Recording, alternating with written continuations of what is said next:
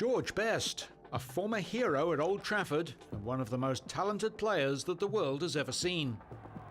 But sadly, it wasn't his sublime talent that the Irish prodigy became most renowned for. When his playing form hit the skids, it was his off-field activities that not only made the headlines, but went on to consume and ultimately claim his life. Best burst onto the scene in the late 60s and took the world by storm with his explosive speed, mesmerising ball control and ability to score goals from either foot. Playing on the wing, he scored just as many goals as he set up, redefining the role of the midfielder and making it almost impossible to play against him.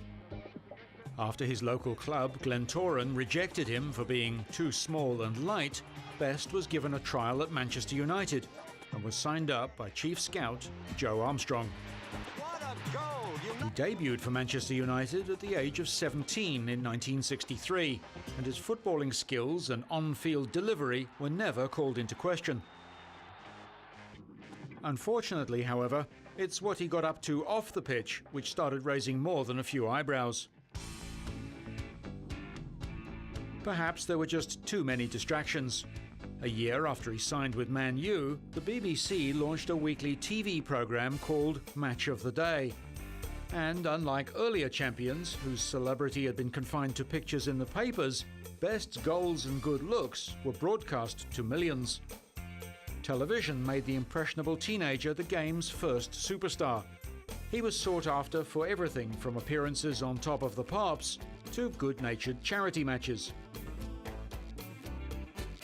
Often appearing on TV under the influence of alcohol, George became known for playing as hard off the pitch as he did on it. His partying ways hit the headlines and he lapped up the attention. For the first few years, his demanding social life didn't interfere with his form on the pitch. In the 1967-68 season, Best helped his club side win the European Cup at Wembley Stadium, scoring in their 4-1 demolition of Benfica. That classic victory is still talked about today and believed by many to be one of the greatest wins by any team in the history of football. Clearly at the top of his game, George Best was also named the 1968 European Footballer of the Year at just 22 years of age.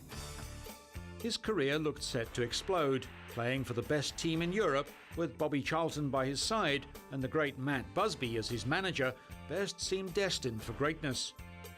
Demonstrating prodigious talent that few have displayed since, he literally had the world at his feet, and his career could have gone through the roof. Unfortunately, it was all downhill from then on.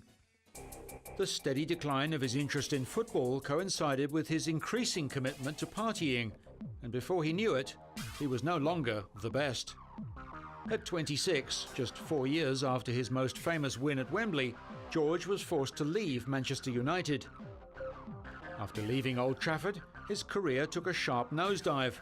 Although he enjoyed a brief resurgence at Fulham FC, he clearly lost much of his trademark pace. Although he tried to make other comebacks, George Best's serious playing years were behind him, and he continued to be dogged by alcohol problems throughout his subsequent commentating career. In 2002, after suffering from many decades of alcohol addiction, he received a liver transplant in an attempt to prolong his life. However, in 2005, after continuing to drink solidly for a further 3 years, George was admitted to hospital with internal bleeding. Despite the doctor's best efforts, he lost the fight and died aged 59. George Best's famous fall from grace has served as an effective warning to many players who've since found fame and fortune thrust upon them at a young age. He once famously said, "I spent a lot of money on booze, birds, and fast cars. The rest I just squandered."